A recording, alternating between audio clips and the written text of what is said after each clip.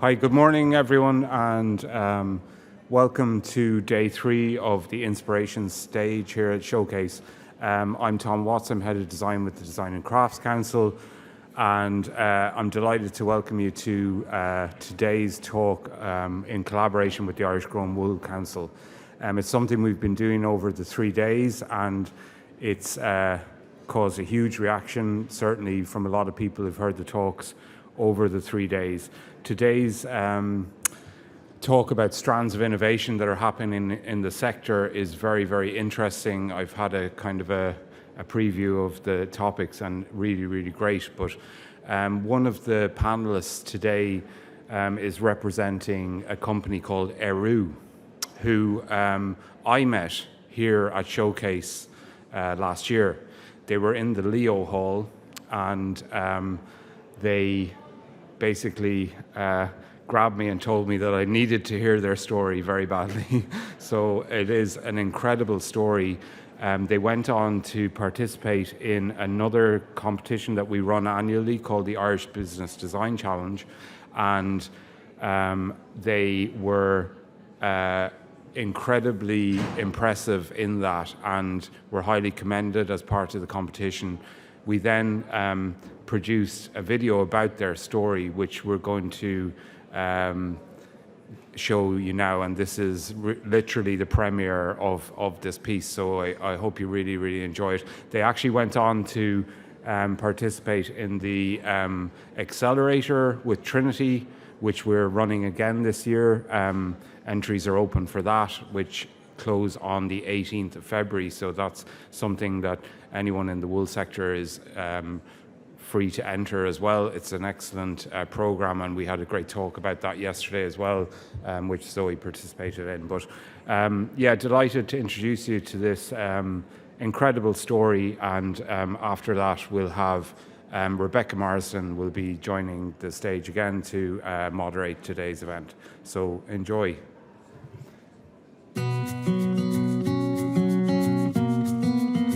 I'm Zoe Daly. And my name is Lionel Mackey. So the seed of the idea started from my granny, who's an amazing hand knitter, and she knit my daughter a baby blanket 8 years ago, and it was made of wool, and it was like the most perfect thing I had for the baby. So this wool blanket just became such an integral part of caring for her.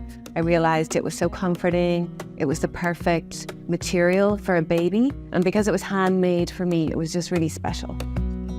I wanted to start a little business. As a project, I wanted to basically recreate my granny's blanket with the most beautiful Irish wool. So I went on a journey to try and find the most perfect, beautiful Irish wool. I went to all the wool shops. It was just shocking because I couldn't find any Irish wool. When I met Lionel, I kind of had all this research and ideas, but really it was Lionel, who has a background in business as well, that the whole concept came together for Ériu.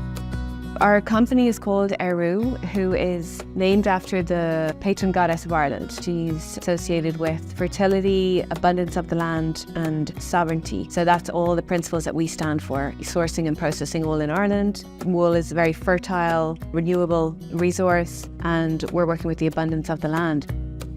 We realised that, the main problem in Ireland is that all of the attention has gone into meat production. There's no incentive for wool production, hence it's why it's been degraded and devalued so much.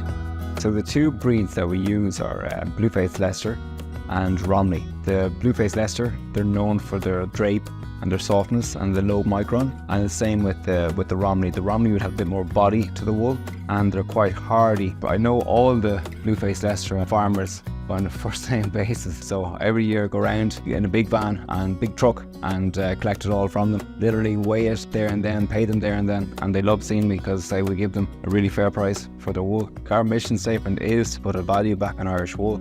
As we grow, we want the network to grow, and we want to incentivize.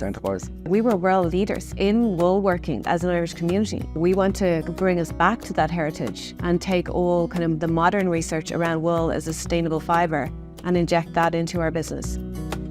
So along the journey, just before I met Lionel, I found a woolen mill that was about to be shipped to Iceland. But it was so synchronistic because Lionel's family business involved a big warehouse here, and they had just cleared that out. And the mill that we were looking at fit in exactly to the warehouse that Lionel had literally just emptied. So we have a woolen mill sitting in the warehouse, and that's the next big part of our story. So we want to get that up and running. This is the heirloom baby blanket, what is based on my granny's original design. We use kind of always our signature stitches are the honeycomb. And then we have the family blanket. It's basically a multi-purpose textile. We have an accessory range that we created as well, a hat, snood and mittens. And just now, we're just about to launch our first line of knitwear. Winning the award was so validating because we've been working away at this idea for ages, and neither of us are from a design or a fashion or textile background. So to really kind of be meeting people and industry at point where we're creating what people are asking for, this whole circular model, sustainability, to be recognized for that effort, it's been very validating. So we're really grateful.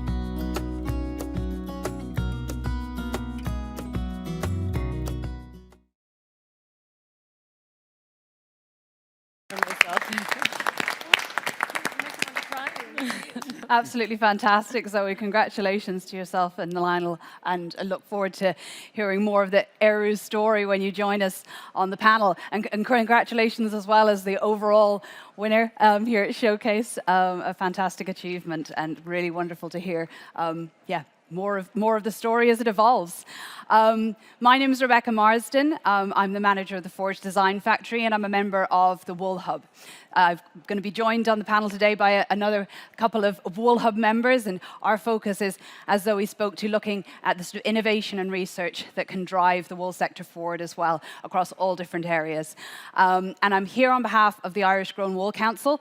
The Irish Grown Wool Council is a voluntary body with an all-island approach, and really what its vision is to bring all stakeholders together to recognise the potential for Irish grown wool as a really wonderful, versatile, natural, sustainable material. And we're going to share in discussions with our experts here, who I'm going to invite onto the stage now. If you'd like to come and join me on the stage, we're going to learn about all the wonderful different strands of innovation happening across Irish grown wool. I'm going to sit actually there, if you don't mind, Zoe, sorry, and I'll...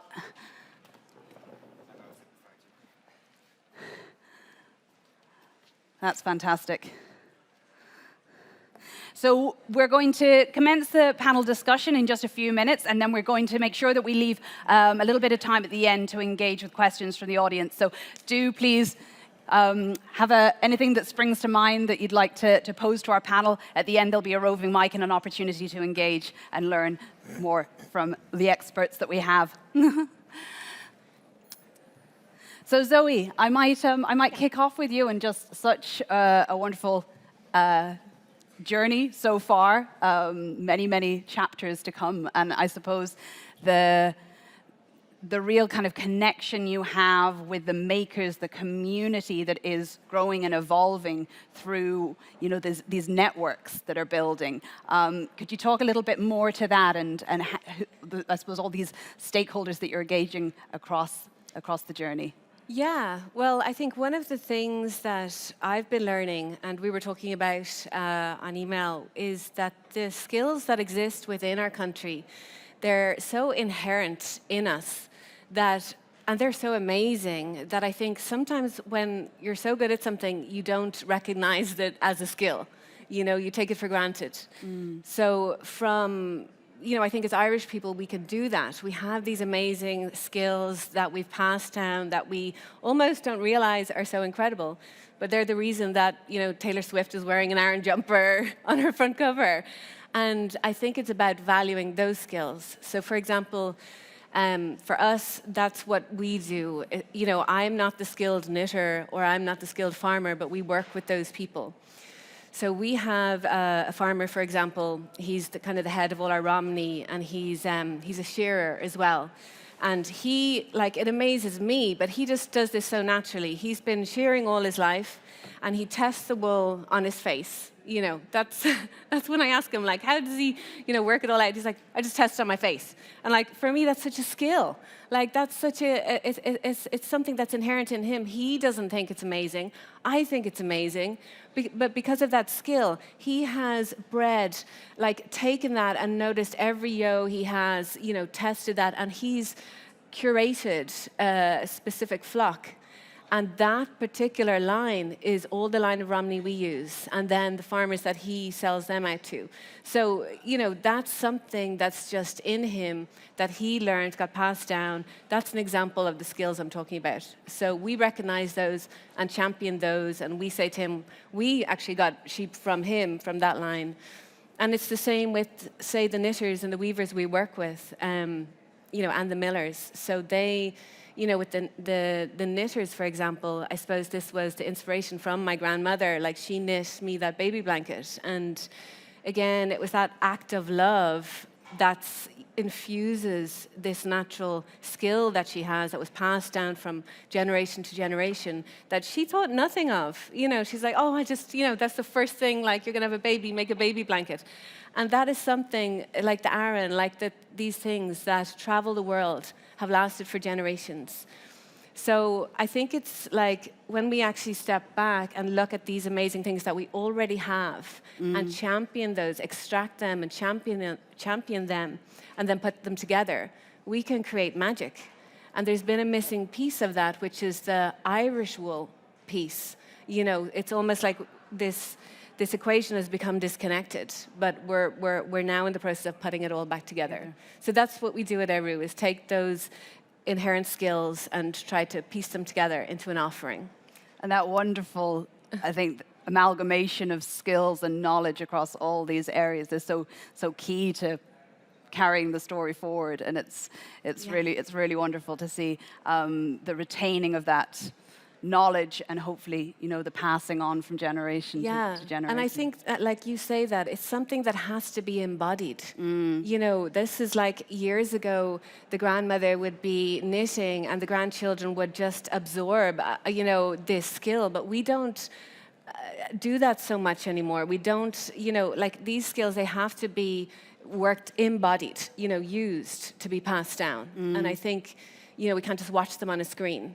Do you know what I mean? So that's what we really need to kind of extract and reinvigorate. Fantastic. Fantastic. I'm conscious that I wanted to give everybody an opportunity to introduce themselves on the panel. So what we might just do across our lovely panel of experts here is to give a moment just to briefly introduce yourselves to the audience. We've had a lovely preview of Ériu and Zoe and your journey, but I might just continue on by inviting everybody to just briefly introduce themselves, and we'll continue on with the discussion. So starting, I guess, with me. Hi, my name is Don O'Neill. I am a fashion designer, born in Ballyhigh, County Kerry. And I have spent the past 40 years of my career working in London, Paris, and in New York, primarily in New York, for the past 30 years. My area of expertise was evening wear and glamour. So you might wonder what I'm doing here on the Irish Wool Council. But I'm dressed head to toe in Irish wool to profess my love for all things Irish. But my perspective here today will be more from an international perspective and all things Irish and how we're seen from abroad. So I look forward to sharing that with you. Lovely, Don. My name is Tim Yeomans. I manage a research centre called Shannon Applied Biotechnology Centre. We're a technology gateway that's co-funded by Enterprise Ireland and the European Regional Development Fund. And I was part of the group that did the feasibility study for the Department of Agriculture around valorisation of wood and led up the research section of that. Always nervous of being described as an expert, but certainly happy to be here on the panel anyway. Hello, my name is Ngaire Takano. I speak slightly different to my other co-panelists. I grew up in Australia. I come from the country, Britain, but I don't like to say too much because I feel myself more Australian. I am living in Belgium now. I've worked within the fashion industry, but a background focused on traceability and transparency within the supply chain for textiles, but also crossed over into food and drink. But whilst growing up in Australia, I worked on sheep farms as a shearer, as a rouseabout, as a handler, as a sorter and a grader.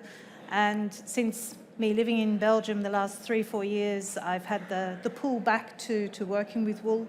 And one of that is looking at the scouring processes and the methodology of the washing and the processing of the wool, but also how we use a fleece, because a fleece has multiple uses and we only seem to be capturing a small part of the fleece.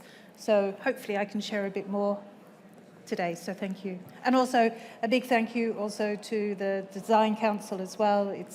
I'm very humbled to be here, to be sitting on the panel, and also the Irish Council as well. Thank you. Hi everybody, my name is Eve Savage and I am educational designer for a project at Munster Technological University called the IKC3 project. It has a longer name. It's Ireland's Knowledge Centre for Carbon, Climate and Community Action. And we are building a national platform for sustainability skills, MTU along with Trinity College, Dublin and UCD. But also at MTU Kerry, we have the Circular Bioeconomy Research Group and the Circular Bioeconomy Cluster, who've been very heavily involved, I suppose, in the establishment of the Irish Grown Wool Council. And there'll be many discussions here moving forwards. You'll hear from everybody around some of the research and innovation that's being carried out. And also I'll be able to share some information on some programs that we've been running that are all around circular and sustainable design, incorporating wool for senior cycle students and third level students. Fantastic. Thank you all. And I think what we'll do is, going from the homegrown beauty of Ériu's gorgeous product to that international perspective, Don. And you and I spoke last week around the representation of Irish wool and textiles on the international stage. And I'd love to hear your perspectives and views on where it is now, what we see into the future, and how you've sort of, I suppose, journeyed through engaging with textiles like these beautiful tweeds and knit that you have over the years. So just reeling it back to the international perspective, and having worked in New York all those years, the one thing we all have in our advantage here is they love everything Irish. And what we do in America, our heritage is so strong and it goes back so far, and there's such a huge connection to all things Irish. That is an incredible forte for all of us venturing into that market in whatever venture we have. And then within here, with the art, design, creative, the making community, the products that we make there is a huge appetite for what we make and do. And I think right now this is a very fortuitous moment that we're talking about wool and Irish wool, when in the market itself, in the designer market, the major design houses that set the trends, the most innovative designers, we have Kim Jones at Christian Dior, who for spring introduced tweed into his menswear market, but tweed with the canage pattern from the Dior archives woven into it. And then at Fendi, in the Fendi menswear market, they also used a tweed where they had the F Fendi logo woven into it. And then the most fashion-forward streetwear brand in Los Angeles, Amiri, also used tweed in their collection for spring. And then the trend continued, which is really important for everybody here, into fall, into the coming fall collections. So we have J.W. Anderson, obviously, who's Irish, but is considered by Women's Wear Daily as the most important innovative designer working today. And he had the Irish cable net front and center on his collection. So the sense of Ireland or Irishness on the runways, subconsciously and visibly, as setting the trends going forward in the menswear market, it's like perfect timing for the Irish wool market. And then Prada, we have Ralph Simons and Lucia Prada, which are sort of the epitome of setting trends. They used tweed in the collection this season. There was the Donegal tweed, and then there was the oversized herringbone tweed that they used in suits, trousers, outerwear, coats, right across the runway. And what Ralph Simon said he was doing was he used the tweed to connect back to nature. And that basically it's the look of Ireland. To anyone who doesn't know any better, we don't know where that tweed came, but globally, the world sees tweed, the world sees that wool, and we assume it's Irish. And we would like to assume they bought it in Ireland, but they may not have bought it in Ireland. But it benefits all of us that that's the look that's right now in the zeitgeist, and that's for fall of 24, and that will set trends that will continue into the future. It'll fill the magazines, it'll fill the the bloggers, Instagrams, it'll be everywhere, and it's a perfect time for us, the Irish manufacturers, to capitalize on that new appetite for tweed and for Irish wool. And one of the reasons of what I'm wearing today, I just wanted to wear something a bit more contemporary. There is the traditional approach to tweed, there is the traditional approach to knitwear, but then there's the entire contemporary fashion market also, which is a huge market. But it comes and goes, it ebbs and flows, and right now there's a wave towards the fashion front and the more contemporary end, to which end I went to dig in because I wanted myself a fabulous jumper or sweater to wear here. So I found a knitter in Ballyhaig and I designed this jumper, and the lovely Barbara Cosgrove, who's a local woman, actually she works in my doctor's office, she's the local secretary, but she's one of thousands of women that sit at home by the fire at night while she was watching Pole Dark. She calls this the Pole Dark jumper. And she's knitting at night, and that's a huge industry in Ireland alone, just with the knitters at home. But I got this wonderful jumper with this beautiful wool from Kerry Woolen Mills, and as they say, it's lovely and soft, and I can wear Aran wool around my neck. So the attributes of our wool is extraordinary. And then my Donegal tweed trousers, I wanted a huge oversized pair of fashion-forward trousers, and they're unlined and they don't scratch. I mean, Irish wool is just amazing, so it's lovely just to dive headfirst into the luxury and the feel of what it is. And I think right now, for everybody here, for the buyers that are in here, from the international buyers and even the local buyers, the trend for the look of Irish is like right on the button right now, so it's important to support that. Absolutely. And I think that idea of, it puts remote working in a whole different context, doesn't it, when you think about the clack of needles, being able to work in the comfort of your own home and create these beautiful pieces. But that, I suppose that international influence, as you say, coming from these huge fashion houses, and where we're seeing that coming sort of from the top down and then from the ground up and from generations back, Zoe, what you mentioned in terms of what we absorb and learn from generations before us, these powerful influences.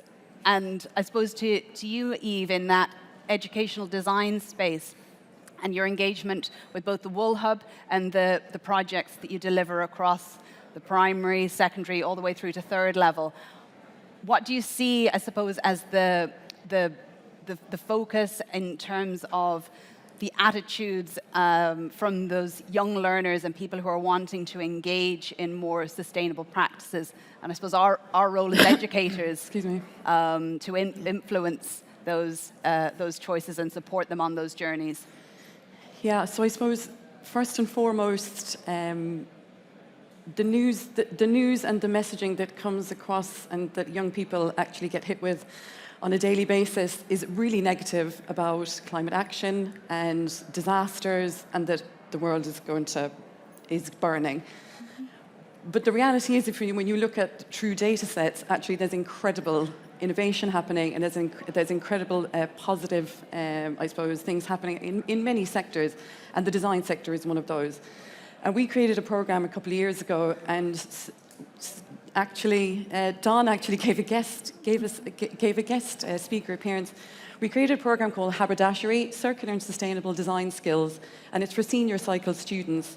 It doesn't just focus on wool, but it focused on bio-based materials. And so there's incredible companies all over the world that are doing really amazing things with renewable resources, etc.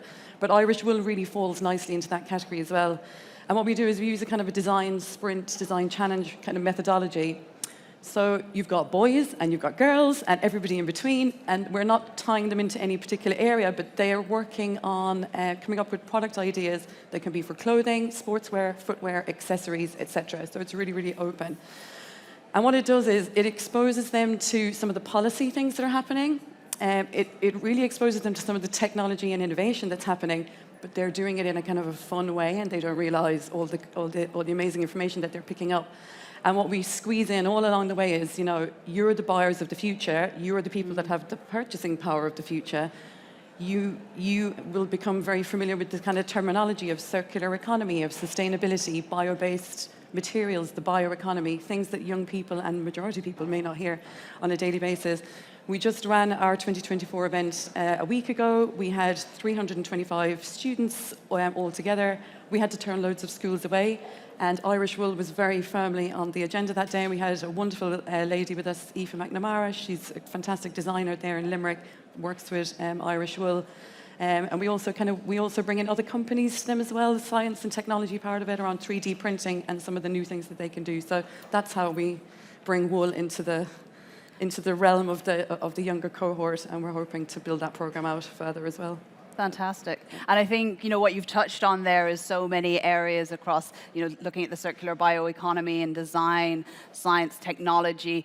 And I suppose part and parcel of what the Wool Hub does as a research group is to try and tap into all those areas as well. And Ngaire, you visited us last year on a knowledge exchange roadshow and had the opportunity to tour around.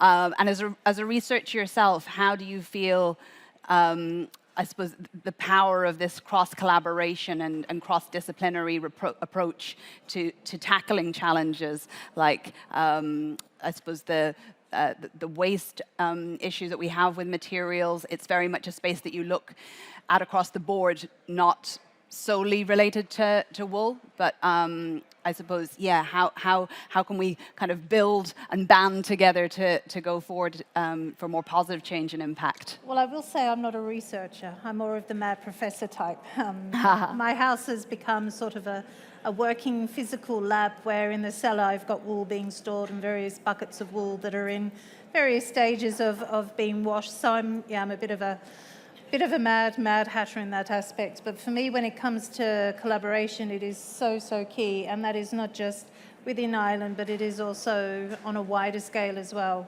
We have to think that we cannot do it on our own. And that's one thing that I have learned, even as running a business, but also working in this sector as well. The more heads that we can put together, the more people that actually do, but not talk.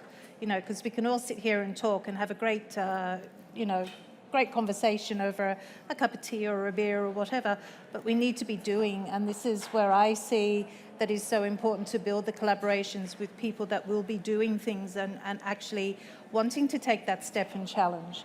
And whether it is locally within Ireland, and I see that there is huge potential here. You could come back, reclaim, and actually drive the future of wool here in Ireland. And that to me was really exciting and very prominent when I visited. I did 8 days and 1,600 kilometres around the whole of Ireland last November, and saw all parts of the country. And there's just so many pockets of inspiration and people that are doing things, but it is people that really do need to come together. We're a stronger force. And to me, that is so key. And, for me, being based in Belgium, I see that the international connection, especially as we're in Europe as well, has that bigger impact where we can make a wider difference and not just focus. In Belgium, farmers have the same issue. We have coarse wool. They're burning it. They're incinerating it. They're getting 20 cents per kilo for their wool. So the thing is, same problems are in different places. So the only way that we can really work together is to look at innovation, look at collaboration, and actually go, heck, we may have done it this way, but let's open it wider and be a little bit innovative. The nice thing about innovation and research is that you can change and you can dive. You don't have to say, this is the way we go and this is what we have to do. And that's what I think is so exciting as well, especially here in Ireland. Yeah, and I think it's through having these conversations and learning from one another, even though we all sort of inhabit this space to some degree. I think across the 3 days, there's been learnings certainly for me, and it's a continuous journey, and one that only through continuing to have the conversations, continuing to engage and collaborate, that we can move forward. So it's positive. That's positive. That's where and I it's really see it. exciting, and it's about, I think, just being bold and having that curiosity and willingness to engage and sometimes ask the awkward questions. And but I suppose, the challenges that you face, as you mentioned, similar to some that we are looking into in relation to wool, with sheep's wool being classified as a Category 3 waste byproduct. So I suppose when it comes to research and looking at the value chain of biomaterials like Irish grown wool, we've explored over the last few days the endless possibilities from getting your long staple fibers and creating beautiful garments and homeware, some of which we've seen from other exhibitors here at Showcase, beautiful examples, and Ériu, of course, and Don, what you're wearing. And if we look through to the other, I suppose, performative aspects of the fiber, we've seen beautiful functional products for the home, such as pillows and all the different sort of attributes that wool can bring into our day-to-day life. There's an area that we haven't explored in much detail, and that's looking, I suppose, the biorefinery space, Tim, and looking at, I suppose, your world where you work across many different areas, from looking at spent grain to seaweed. So when it comes to the opportunities and what we can harness from wool, I suppose, other than the wearable product, perhaps, what are the potentials there in terms of innovation and development? Yeah, and I think it might have been Donna I was talking to earlier on about this, that in Ireland we've worked in bioresources, and that's what my research centre predominantly focuses on, is taking bioresources and using them more sustainably, using them as a way to produce something. So seaweed, spent grain, hemp, all these kinds of products. And there's researchers in Ireland who've done work on these kinds of areas for 10, 20, 30, 40 years. So that expertise to research biomass and to identify opportunities for innovation is there, but it's never been applied to wool before. And so with this focus now on wool, there's a massive opportunity there to copy and paste all that expertise and put it onto wool. And for the sector, that's a massive opportunity. For the researchers, from a purely mercenary perspective, it's a great opportunity to bring a bit of novelty to a grant application, because you want to be looking at a different biomass than everybody else, because that's why you're going to get funded. So wool is a massive opportunity in Ireland. Ireland is a great place to do research. Enterprise Ireland are here today. They co-finance our centre. They fund a massive amount of research for enterprise, but Ireland is a great place to do research. And so there's a massive opportunity there. And so in the context of, say, things like seaweed, like wool, is a very recalcitrant, strong material, and it's difficult to get things out.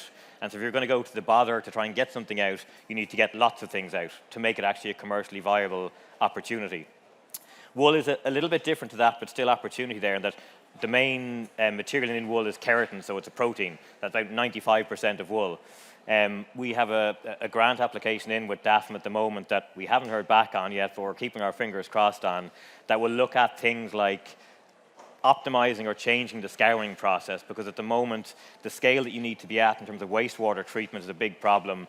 At a very general level, you need to be scouring about 80,000 tons of wool per year to make the wastewater treatment work from a sustainable perspective, something as kind of boring as wastewater treatment. Ireland does about 6,000 or 7,000 tons of wool a year. People on this panel know a lot more about that than I do. So the scouring piece has to be innovated, it has to be changed. The challenge is there isn't a policy there to support that at the moment, because there isn't a defined X amount that you can measure at the end of the scouring process to say it's clean. It's clean because it's been through a scouring process, but if you change that process, if you reduce what you're doing, if you change the detergent, if you do a dry scouring process, how do you say this wool is now safe and scoured? Because it's a category 3 animal byproduct, and therefore you need the appropriate licenses. So the policy needs to support the innovation by defining what those endpoints need to be, because once you know what those endpoints are, you can do whatever you like over here in terms of cleaning the wool once you hit those endpoints. So scouring is a piece of what we'll have a look at. We're going to have a look at a piece around composting. Composting is a very straightforward process, but to provide a recipe for farmers that they can follow, that if they don't want to go down the route of using it in these wonderful fabrics that people have here today, that it's 10 kilos of wool and 5 kilos of dry material and 1 kilo of grease trap or whatever, compost it. And then the more sciencey bit that we'll be doing, I should have mentioned Shannon ABC is a collaboration between 2 universities in Ireland, so Munster Technological University and the Technological University of the Shannon, so in old money, IT Tralee and Limerick IT. And so we're going to be looking at extracting out compounds from within the wool. So wool is used at the moment for insulation, for argument's sake. There's a compound called ceramides that are within the wool structure, so you've got lanolin outside the wool, which is used in cosmetics and very good for moisturizing, and that's what it's used for at the moment. But you've got a compound called ceramides in the wool, and there's a pile of cosmetics companies here today that will, again, know a lot more about ceramides than I do, but they're really good for skin structure and moisturizing ability. We've got a technology that can extract the ceramides out of the wool without damaging the structure. So potentially you can get the ceramides out, use them in cosmetic products, medical device applications, and then still use the wool to go on for insulation. You could potentially extract the keratin out, and again, keratin can be used in medical device structures. There's a researcher in Trinity, Hossein is his name. I would butcher his second name if I tried to attempt it. But he's looked in his PhD at using the keratin from wool as a food ingredient. Keratin is a protein. You can break it down to its amino acids and potentially use it as a food ingredient. I'm very conscious of the panel here today that I'm taking away all their raw material from all the lovely products they want to make. But there's lots of opportunity there, even to the extent of, if you're looking at the coarseness of the Irish wool, that you can enzyme treat it to kind of smooth out the coarseness there. And whether you use fungi to do that and create another product again, or to use the enzymes as a kind of a treatment for it. So there's lots of opportunities there, but fundamentally the policy has to support the innovation from a category 3 animal byproduct perspective, from a scouring perspective, and even from a perspective of, do we look at a protected status for Irish wool in different products, like Aran sweaters, like other kinds of materials, that for it to be designated as X, it needs to contain this amount of Irish wool. Now, there's downstream impact to that in terms of producers and all the rest of it, but there's lots of opportunity there, I suppose. But for me, fundamentally, it's the policy that has to support the innovation to allow people to do more, I suppose. And I know I've rambled on there a fair bit, sorry. No, it's fantastic, Tim. And if I sort of saw this fantastic lab of all these different wonderful experiments going on with wool fiber and the opportunities that there are to use it far beyond the products, as I say, in the range of cosmetics. And I suppose what we require in cosmetics and things used for skincare is that sort of alchemy and coming together of materials and potentially harnessing the properties of seaweed and wool. These beautiful marriages that we have on our shores, on our hillsides. And I suppose that alchemy as well as a fashion and textiles designer is something that I've always been drawn to in terms of material. And we've spoken across the last few days about how the Irish grown wool has certain qualities that lend itself to a range of different outputs, and sometimes it's about finding that alchemy, that marriage, those blends. And I suppose with your experience in the industry, Don, and looking at everything from fine Italian suiting, there's wonderful ways that we can weave other natural fibers and performance fibers with Irish grown wool to create these magical blends. And maybe you'd share some of your world thoughts. again, wool, because I was in the evening wear world, I needed my wool to be specific to an evening wear market. And the wool that I use most it's a silk and wool blend, but the wool, because of its durability and structure that it gives to a fabric, it's a base that's used in a lot of fabrics for durability and heft. And the silk and wool it was, I think, 80 to 90% wool, and then there was a silk face on the surface that gave it this beautiful luster. And in the high end, in the couture evening wear market, that's a sort of a staple fabric that's used across the board. And then in the world of tweeds, in evening wear, there are so many tweeds that are woven with novelty yarns, and the novelties being a lurex or a metallic yarn. And I was speaking with Kieran Malloy earlier about the wools that they're making in Donegal, and they work with, he works with Tom Brown in New York, which is another fashion-forward brand, and it's incredible that he's using Irish tweed. And they develop tweeds for them, and they will use metallic yarns and lurex yarns, and that's exciting to know that the Irish market has its parameters, but there are opportunities to extend beyond those parameters into another world of luxury beyond Irish shores that has huge potential for the weavers here at home in Ireland. And then just going back to what Tim was saying about the beauty industry, which is so related to the fashion industry, they walk hand in hand. And again, the lanolin, and I was just curious myself, as of late and researching wool and what the lanolin has with its moisturizing properties. So I just Googled what it does and who has it and who in Ireland is using it. And of course, Kerry Woolen Mills came up immediately with their lanolin hand cream, because apparently there's no one's hand softer than a sheep farmer's hands because of the lanolin that they're in contact with every day. And then there's a brand here that's showing called Bon Or, and Bon Or are using sheep's milk and lanolin to create a brand of skincare and beauty products here.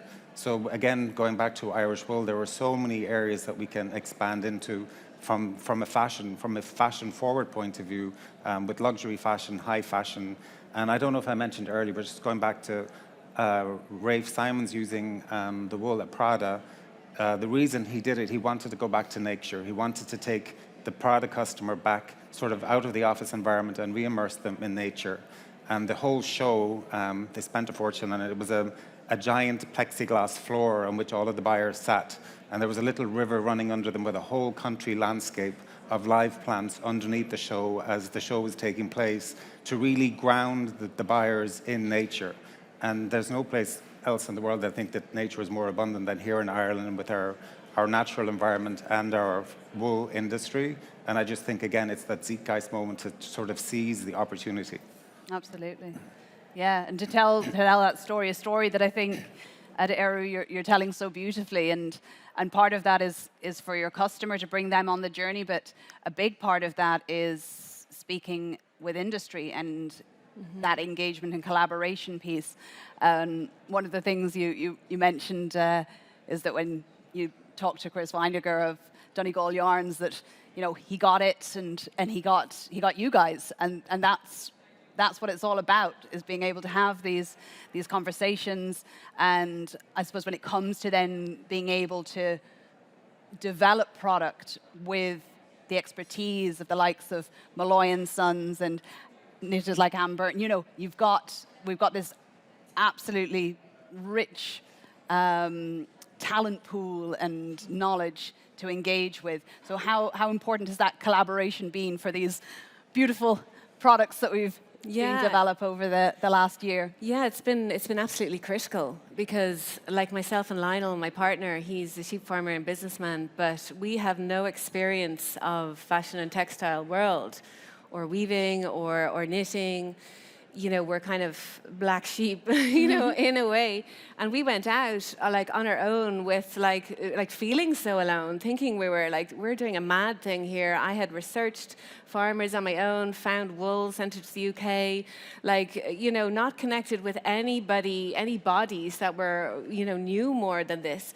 Met Lionel, we created this blend, we created our farm to yarn networks, and we were like, all the time, why is nobody doing this? Why are we the only ones doing? Are we mad? And then when we connected with people who are actually experts in working with fibers, it was such a joy, because we had something that they didn't have access to, or had been diverged, the paths had been diverged, and we needed something that they were expert at. So when we went to Chris to weave or to spin our wool, that was a big piece for us, because we thought we'd have to go to the UK to do it.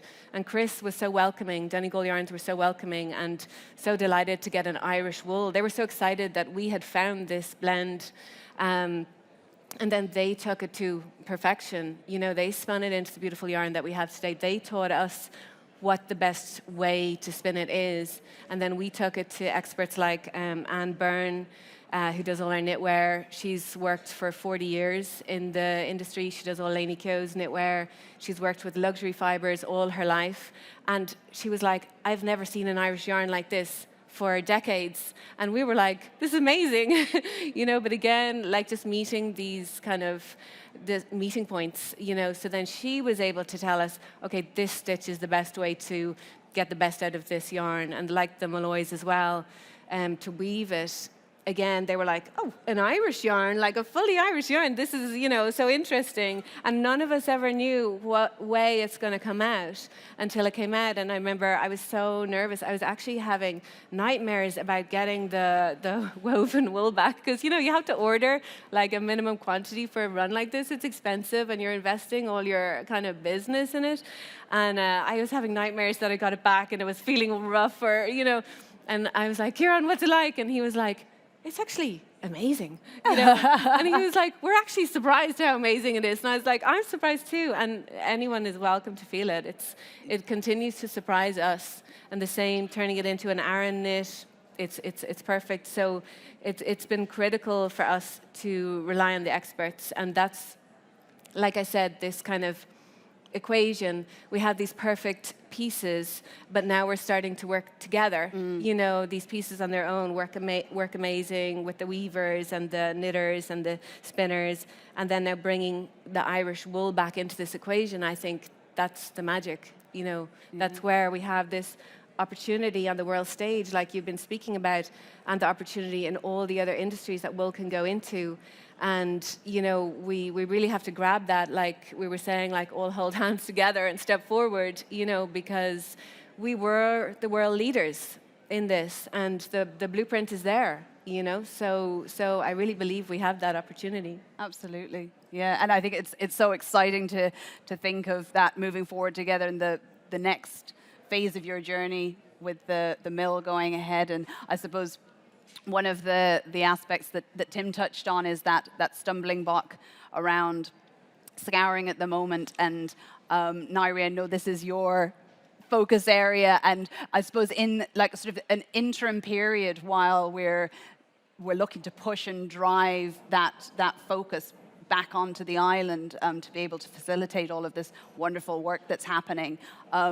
What are some of the learnings that you found through applying that sort of circular thinking to the scouring process in order to make it not only viable but a really sustainable way of dealing with our wool? I think what we need to do when it comes to the wool is look at the whole fleece together. At the moment, we take the bum and the head and we split it up and it all goes in its own direction. We lose 45 to 50, even 60% of that fleece already because people treat that as a waste. And to me, you know, with the ability that you can take lanolin from it, you can use it for other uses, you can use it for other bio uses. Let's look at the fleece holistically. Let's look at the pieces that we can then use in the direction, like the head bits could be used for your felting or your insulation, and your clippings and your shorter cuts could actually be used for something else. And that's where we get the more potential out of the fleece. Absolutely. And that is what I have found when I've been washing and carding the wool for designers in Belgium, is that I give them the wool that they want, all carded and ready to go, but then I give them the other bags. And when they first receive these bags, they go, what do we do with this? You know, what's this for? And I say, I'm challenging you also as a designer to see how you can use this material in a different way. And a lot of them have come back and said, hey, we felted with it. We've actually used it as filling. I've got a lanyard which is actually filled with Belgian wool. And it's not looking at just treating wool as your auntie's socks and your uncle's sweater, for example. It's really looking on an outward scale and the diverse applications that it can be used for. And that's not just within the fashion industry. It's also within the automobile. It's within the packaging industry. It's within the agricultural sector. So there's multiple uses. It's just we need to be not rigid anymore. We need to be flowing like a tree. And I think that is so, so important. Absolutely. And that's what I have learned, that, you know, if we challenge, that enables wool to then also be challenged and pushed even further. Because if we still stay in the way we are, I'm being pessimistic now, but if we stay the way we are, we're going to be here the same in 10 years' time. Yeah, we might have sat here and what I said, I want to stop talking, I want to be doing. And this is where I see that we can really take forward.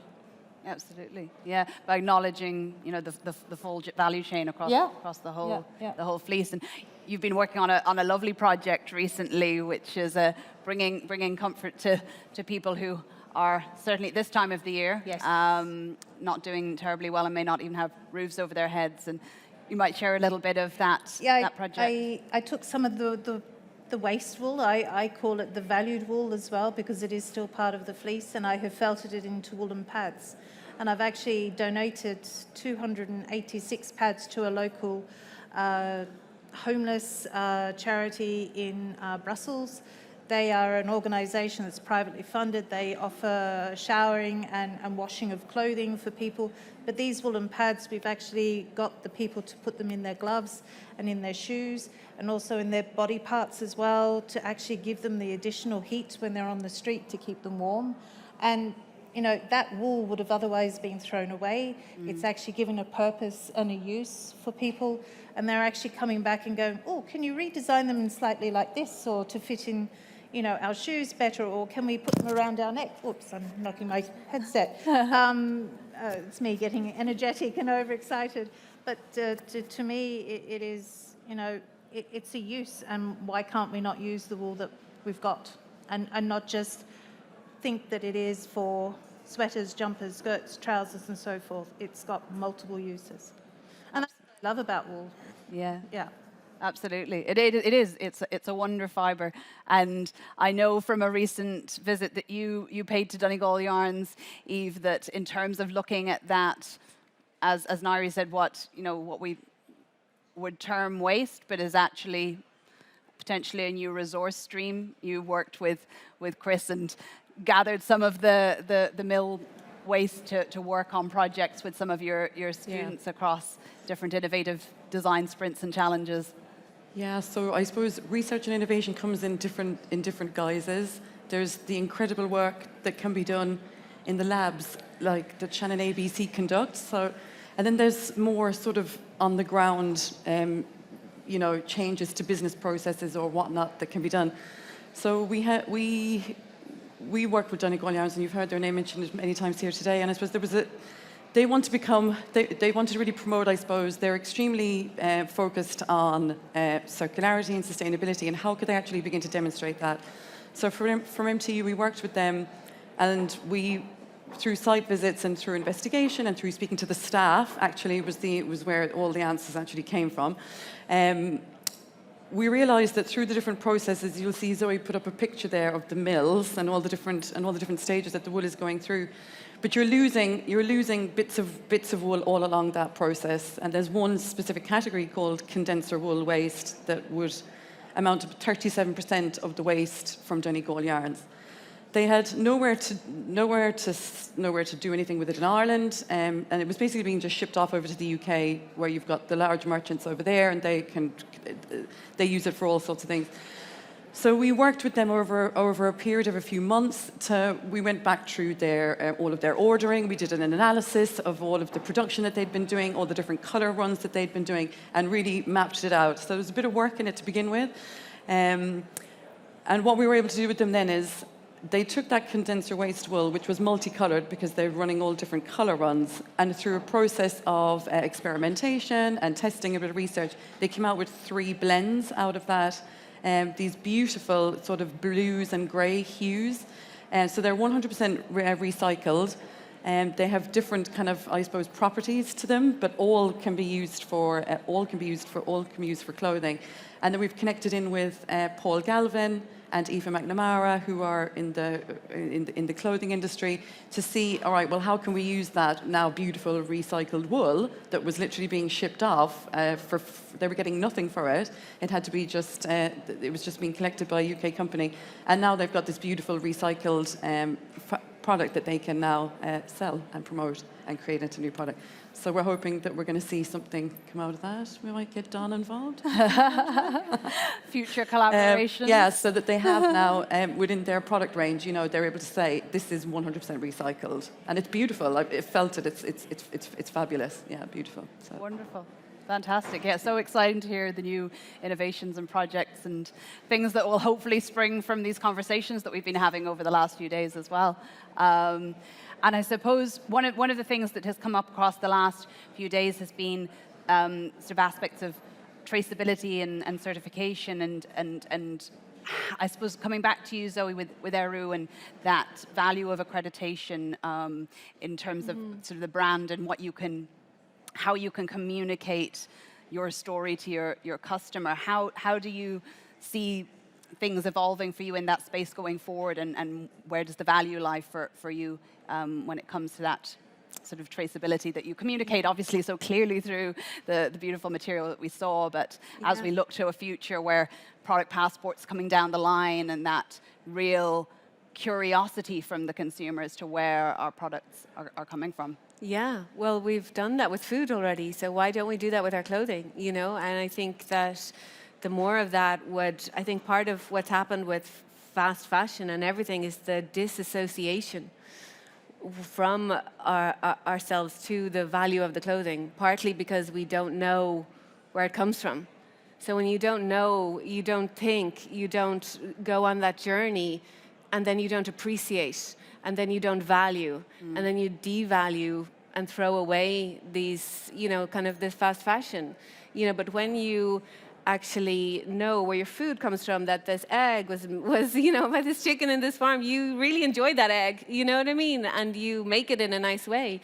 And we've just not done that so much with the clothes, so why not? I know there's really exciting things happening with traceability studies that you guys are a part of, and I just see that as a win-win. Like a win for the farmer, a win for the wearer, a win for the maker, and even though we can't change the landscape tomorrow, like this is a journey of making things more circular, making things more closer to home. But even to know where it comes from, if it comes from abroad, and then you can make a choice. Like. Can I also just add to Zoe? One thing that's really important is consumer support at the pricing level, because this product is expensive to make. And in order for the sheep farmer to get a fair price for his wool, Zoe and all the consumers here have to pay more for that wool, which makes their wool more expensive. Therefore, when the buyers come to buy it, it's a premium price that you need for, there is the story, there is the traceability, but it comes at a price. And it's an important price, and I think we need to also educate our consumers that they need to pay a little more for this beautiful product that comes at a cost, and it comes at a cost for a reason. So we're all playing our part to help the environment, and we're being resourceful, and it is about circularity, and it's about responsibility, and it's about moving forward. But the consumer needs to realize, and the market in general needs to realize, that it costs money, and it needs to be supported. And one of the, what we're wearing here today, and what a lot of the people, what's being manufactured here today, these are durable items that will last for a long time. Mm-hmm. So it's not about the mass market and mass production, but it's about items that are special. They have a story, they have a history, it's something that you treasure, and maybe you keep it in your wardrobe for 30 years, and I don't want to freak out the suppliers here, but we will buy a few more anyway. But the idea is it does cost more. And I think when the buyers today walk onto a stand and something costs 100 euros more, you need to understand why it is 100 euros more. And you need to support these artisans that are making these pieces and putting in all of this effort and research for an industry that is saving our future. But it comes at a cost, and it has to be paid for, and the consumer needs to know the reason they're spending another $200 or $300 on an Irish wool blanket or on a beautiful baby shawl. There's a reason for that, and they need to know that, and they need to be willing to support it for all of this to really work. Yeah, thank you so much. Because, I think if we were really honest and really did the maths, like I say to people, our pieces are investment pieces. Where can you buy something that improves with wear? Our pieces improve with wear. It's rare, but we're just not used to that. We've been programmed in a way. It's not one person's fault. It's a collective thing that's happened to our society. But what has that done? It's damaged the planet. It causes a lot of human slavery, essentially, really bad stories, mass production. And we have an opportunity to reprogram ourselves. But like you say, Donna, it takes kind of collective choices to make those decisions. I said to a buyer yesterday, he was saying, the price, and I was saying, but would your customers in America, if they understood that they were actually supporting, Irish farmers, they were actually creating more of a demand, they were giving them more incentive, and this is a fact, this is not a sales talk, this is an actual fact, would that influence their buying? If you presented them with that option in your store, even though it might not be quite like anything else you have on your shelves. And he was like, yeah. And I think storytelling is important. And I think one of our great gifts here in Ireland, we all have a gift for storytelling. And we tell beautiful stories, and people get wrapped up in the romance of our stories. But our stories are authentic. Like, this is a beautiful new story that's being born here, and it's 100% authentic. And authenticity, we can transmit that authenticity from the maker to the buyer that's buying it, and that buyer can transmit that story to the customer. So the storytelling is really important as part of the branding and the selling and the and the circular economy as a whole, just the storytelling, just to keep it all going, and you tell your story beautifully. I sometimes I just need to, Not at all. stop talking. Just add and say that it's not just the consumer, it's also we have to even go back to the industry, because the industry have to really understand, like the buyer, if you hadn't told him or her that aspect, they wouldn't have taken it into account. And to me, the consumer, I think, do get it. But the thing is, it's the industry, and I've worked as a buyer and also as a seller and sourcing textiles for designers. And I've had designers saying, we're not going to pay anything more than €3 a metre. And they go, we don't care whether it's organic or fair trade or regen or anything. We have to pay €3 a metre for us to be able to produce an item of clothing at €600 a metre, at €600 finish. We want to make sure that our margins are 300 to 500% markup. And that is the problem. It's the industry that really needs to know the value of what they are, because ultimately it goes back to the farmers, because the farmers are squeezed, then it goes back to the farmers and they can't actually source and work with their livestock and their land in a better way. And if you get the industry, the consumers will follow. But the industry are the ones that really need to take the push and have an understanding of how things are produced. Yeah. Because in the last 20, 30 years that I've been working in this sector, it's always, well, we've got a price pump, we've got to pay our investors, our people that are part on the board, and they want the money. And it's not just in the fashion or the design industry, it's right across the whole sector. It's always the people that want to get that extra bit. Yeah. And I just want to say the farmers are so willing, Yes. because everything goes back to this source, and that my heart is always with the farmers, because they are the ones that the industry dropped, essentially. They were always, breeding sheep, doing their thing. And when the prices bottomed out, they were at a loss. And then they're expected to produce fine fiber when there is no money to do that. That's it. And then it's almost, but we go out to the farmers and we're like, we want to pay you this. Can you do a bit better? Can you not let the sheep go into the hay when we're shearing? I'm very unagricultural there in my explanation. But they're so willing, and we're even like, would you be willing to have these other breeds? And they're like, yeah, just tell us, so there's so much willingness. To be, for everybody to play a key part in the story. I think, and we're to have designed representation across all. Exactly, and in Ireland, we are designed to work with wool. We have the sheep, we have the land, we have the amazing farmers. We are designed to do this, I think that's a wonderful note to open to our floor on. And, maybe just a closing note to say that I'm aware that Don is looking at, you're focused on your autobiography, I believe, at the moment. And hopefully we see a chapter for Irish-grown wool in there, perhaps. part of the story as it evolves. But I'd like to say a huge thank you to the panelists who shared their insights and expertise today. We've got a roving mic that's with Celine, so I'd encourage you, if you've had questions that have cropped up, please do. I hope this is working.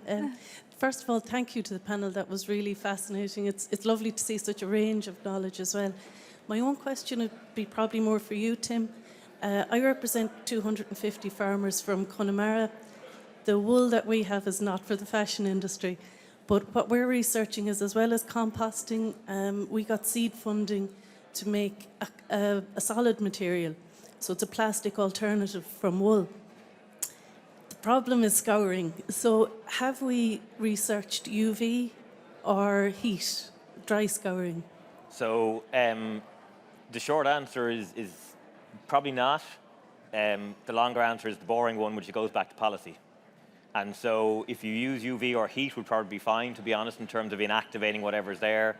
And the classification of wool as a class 3 animal byproduct is probably a bit of a hangover to foot and mouth and CJG and all the rest of it. And any of those particular issues would be dealt with primarily by heat, depending on the temperature and how it's going to affect the wool and all the rest of it. But the biggest challenge is that when you heat treat it or UV treat it, what defines it as being clean? And there's no measure for that at the moment. Yep. And so we are engaging with the Department of Agriculture at the moment to see what we can do around that. And it may be that the answer comes back and says, no, it has to be done like this, and that's fine. But once there's a measure there that says it's X, Y, or Z, people can innovate back away from that to try and achieve that. And maybe it's a bit of a combination of heat and UV. Maybe it's an initial wash just to get rid of some of the worst stuff kind of thing. But it's having that bit at the end. There's lots of different work that the various research centres around the country can help with on that. There's a massive amount of support, as I say, from Enterprise Ireland and other funding agencies to support that kind of activity. And so certainly happy to have a chat afterwards around the kind of work that could be done around that, even in terms of that initial sanity check around it. That if you were to take parasites, proteins, prions, whatever it is, measure what they are at the end of a normal scouring process, measure what they are at the end of your process, and at least you'd know then, are we there or thereabouts, or are we so far off there's no point? Or the heat that we use on the wool, it destroys it or whatever it is, even though obviously wool is a very recalcitrant material. Yeah. But definitely worth a conversation anyway. That's brilliant, because that is the other stumbling block, is the research, because National Parks and Wildlife, Coillte, Bord na Móna, all will use these products for bog restoration if I can prove that it's not going to be leaching into water or anything. So I'd love to have that chat, but no, thanks a million. Just a little note as well to say that if you hadn't had an opportunity to join us for the last couple of talks over the past day, Alison Galt from the Ulster University had some beautiful examples of wool hemp composites. So in terms of that solid wool space, and if that's something that you're interested in checking out, do watch back. And that's available for everybody to view on the Irish Grown Wool Council website. So just to finish up on that. And any other questions from the audience? Deborah? I know that Tim has identified the issues that we have, and I won't reiterate them, but I'd like to speak to quantity. And we're not trying to solve the wool problems of the world. We're just trying to solve the wool problem that as we see it in Ireland. And if we speak to quantity, and back to what Ériu, what you were saying, we really need to think about, we have a parallel with honey. We need to think about Manuka honey and how New Zealand, for example, managed to produce honey that essentially has an equivalent to Irish produced honey, but they were able to market it because they were able to highlight those exact qualities, Zoe, that you're speaking about. And so in our looking at quantity, we can justify the cost of the wool because of its source, quality, and its constituent parts. We all know what they are, say wool all around the world, but Irish wool and why. But again, one of the things, how much wool do we have? How much wool do we need to sell? So in a way, I suppose quality is being dealt with to a certain extent. The Irish Grown Wool Council is working on elements of that.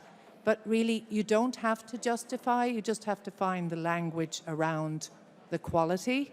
And the government and other agencies in this country have to find the language around quality and getting it there. We know that there are the farmers out there. We know there are the breeds out there. There are a few stuck areas, and Tim sort of identified them in his summary. And really, you have to just continue doing what you're doing because you're a champion. And Dan, the same thing. You're a champion with a different set of resources now. And so the quality can go on with its story, but the quantity needs the help. That would be my opinion. I don't know if anyone on the panel would like to just say a couple of words about that. Yeah, and again, I'm a dub, so what I know about sheep farming could probably be written on the back of the mic stand behind me kind of thing. But from being immersed in the sector and getting to talk to so many different people over the last number of years doing this in the Irish Grown Wool Council and the Wool Hub, I think that the stories from Ériu, from Zoe and Lionel, and from Fergal, who is the organic sheep farmer here on Monday, from Blonid and people like that, where they're demonstrating that there's an opportunity there. The feeling that I got from engaging with some of the farmers is they're disillusioned with the entire structure. And so therefore, what's the point, because we don't get the money? And so I think it's that demonstration, as you say, championing Irish wool, as the guys in Ériu are, and demonstrating that the model is there. It's going to be, I think, reasonably slow, but I think fundamentally there's a disillusionment from the farmers in terms of what that model is and how they get money for it. Ultimately, it does go back to it's going to cost more to give them value, and so it's identifying the opportunities for those higher value products, where the stories are there to demonstrate why there should be higher value. That's great, but I would imagine there's a breadth of farmers there who don't have either the same breeds or the same story to be able to demonstrate that greater value. And then it's up to, well, not up to, but I think it's being supported by companies like Donegal Yarns and others who are looking at other ways to utilize the wool in composites. I was talking to Chris earlier on, and to yourself, Ngaire, as well, you know, Jaguar Land Rover having biocomposites in their cars, what value can you associate with that? And so I think there's a twin-track approach there in terms of identifying that higher value for those bespoke, not bespoke pieces, but really quality pieces. But then for the farmers who may not have the same kind of wool or story, it's providing that route to market that they can buy into. And that's going to take a little bit of time. I would just add, you're using the right wool for the right job. Yeah. That was a much more eloquent way of putting it, in fairness. Yeah. And then Don't there is beat around the bush. Yeah. You know, it is to use the right wool for the right job and to really know the wool and what the wool can actually do. Because I've got wool in Belgium from a very, very coarse, we've got coarse wool in Belgium that is also known to be somewhat itchy and scratchy. But the thing is, that turns into wonderful felting wool. It's also great source as lanolin. It actually can also be used as peat logs. It actually can be used for agricultural use. It can go into packaging. And then it's like, okay, the more swifter and the textile wools that actually can be great for fashion and yarn use. So it is really knowing the right breed and the right wool and then the right parts of the wool. It's looking at the sheep completely holistically, I think, is the key. You know, and I've said that already, but to me, if we know our sheep, we know our wool, and also getting the wool tested, because that's why I'm saying that farmers need to know what micron count it is, what usage that it can be used for, and being that open-minded and say, let's try something different. Because, you know, wool, I don't think we've even touched the top layer of the surface of wool in terms of the capacity that it has across many industries and uses and applications. I'll say no more. I just get excited about wool. Yeah. But it's true, that's why the ideal situation, and for the farmers and for everyone, is that we identify, because like we can't turn all the farmers into the sheep that we need for our Ériu's products. That would be unbalanced. But currently we're unbalanced anyway, because everything went into meat. So, you know, so the ideal situation is that we can identify the right sheep for the right product, and those farmers are getting the right price, because it's all of value. And then we can, you know, champion the right methods and products to bring that value to things, you know, like we've done for Ériu and everything, you know, so then there'll be the correct diversity across across all of the breeding. Yeah, because I know there's farmers in Belgium, and I'm sorry referring to Belgium, but he's got 200 sheep. He's having to pay 6,000 euros in carbon emissions a year for his 200 sheep. He then has to pay his shearers anything between 3 to 5 euros per head just to shear. You calculate that, at the moment, he's getting 0.04 cents to anything up to 20 cents per kilo. He's at a negative. There's a sheep farmer in in Australia who I know, he's 25 million euro in debt. He has not been paid or increased his salary in the last 15 years. And this is why you can understand that people are walking away from the industry as well, that it's not necessarily the consumers, and I go back to the industry, it's the industry are the ones that are causing the non-positive ripples on the farmers to actually stop the farming. Farmers, if we don't have farmers, whether they're sheep, land, we're screwed. To be in a negative aspect, but on a positive, we can do something about it. And that's the beauty of what you can do here in Ireland. I think it's so key. Fantastic. We need to love our farmers, that's it. Yeah. Especially the sheep ones, dare I say. But yeah. And wins for wool, I think, across all areas, as we've demonstrated, from bedding, from insulation, from the beautiful Rhyme Studio rugs we looked at on Sunday, through to the beautiful Ériu products here, and your own beautiful garments, Don. So I think, you know, we've seen the capabilities, the versatility, and hopefully everybody who's attended the talks over the last few days and has an opportunity to engage in some way, be part of the conversation, be emboldened to work with Irish grown wool, discover a little bit more, approach some of our panel, engage in research, collaborate, because I think it's that collective energy that's going to continue to build on what is already a positive story, and to keep that energy behind it. So again, I'd like to say a huge thank you to you all. I'd like to welcome Patrick Byrne to the stage, just to say a few thanks to the Design and Crafts Council, who've been fantastic in supporting this important conversation. Patrick. Hello, can you hear me? Very good. It just falls to me as the chairman of the Irish Grown Wool Council to bring matters to a close. We've had 3 really good days here now, and really fantastic facilitation by Rebecca, but made easy by really good quality panellists. Every day, one better than the other. I want to, first of all, in terms of the thanks, say thanks to Tom and Celine and the whole team at DCCI for giving us the opportunity. The steer that Tom gave us was, let's look at the past, present and future of Irish grown wool. The good news there is it's a back to the future story, in that we've had past glories. I grew up in near Youghal in County Cork that had a huge carpet making and textile industry that's been dead for decades. So we're going back to the future, tackling the challenges that we currently have and turning them into opportunities, and we should have a glorious future ahead of us again. But the key is, the back to the future is with the innovation that the scientists and the other people are bringing. We won't recreate the value in Irish wool the way we did it 30 years ago. I suppose before I get into formal thanks, we need to keep focusing on the common things that we've come across is circularity and collaboration. I suppose 3 years ago, myself and a group formed a consortium to tender for the study for the Department of Agriculture, and then we collaborated to do a good report. And you know what it said is, this is a circular bioeconomy opportunity to turn wool from a waste product into a high-value asset for the future. The other piece of the circularity is, our message is that we want to create value in the value chains right through wool, both domestically and internationally. But if it's going to work, as Sophie, as the guys have been saying, it's got to create value for the primary producer. If it doesn't get back, then the circularity is broken, and we probably won't achieve. So people representing Farmers Group in Connemara or whatever, that's what we're actually all about. We're just the leading edge. So that's it in terms of the whole thing. I would like to thank Catherine and Deborah here, who really made all this come together in collaboration with Tom and Orla from DCCI.